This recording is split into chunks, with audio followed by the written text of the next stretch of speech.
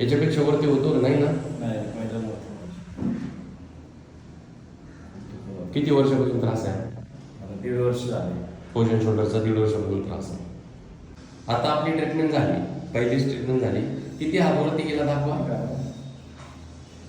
एवढा वरती गेला? हो. आनंदी आहे? छान एकदम व्यवस्थित. एवढा जातच नव्हता हात कधी.